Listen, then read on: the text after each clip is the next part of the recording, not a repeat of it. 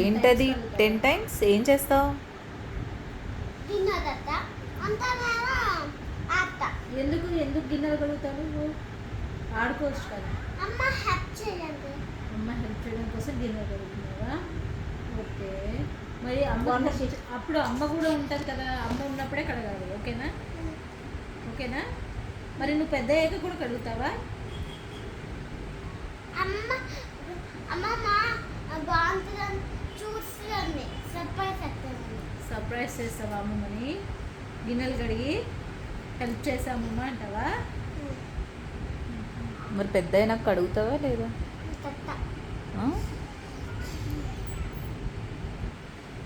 ఏం ఇచ్చావురా అమ్మకి? కడుగుతాడు పెద్ద అయినా కొడుతాడు. గుడ్ బాయ్ అండి.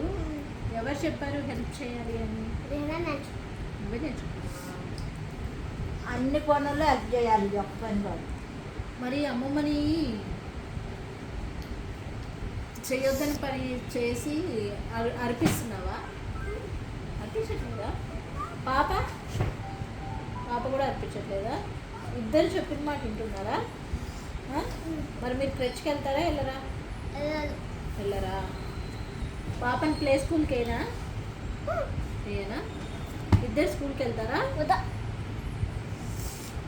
నువ్వైతే వెళ్ళవా? ఇంట్లోనే ఉంటావా? ఇంట్లో ఉండి ఏం చేస్తావు? మా అమ్మమ్మ బొబ్బమ్మ అంటది ఇంట్లో ఉండమంటే. అదే ప్లే స్కూల్ అయితే వెళ్ళి ఆడుకోవచ్చు. అనలేదు కదా ఇప్పుడు, గొప్ప కదా. నేను ఆఫీస్కి వెళ్తాను. పోయి ఆడుకోవా? కాదు, అమ్మ గొప్ప కట్టట్లేదు కదా, ఇప్పుడు ఆడుకొని ఎత్తుంది కదా. అమ్మమ్మ చెప్పిన మాట వినట్లేదు, నన్ను బొబ్బమ్మ అంటుంది అంటున్నాడు. అరే పడుకోమంటలేదురా ఇప్పుడు. నేను అసలు 2 రోజులు అవుతుంది చెప్పలేదు ఇవాళ. 4 రోజుల నుంచి నేను చెప్పట్లా, పడుకోవట్లే. సరే పదండి పడుకోండి.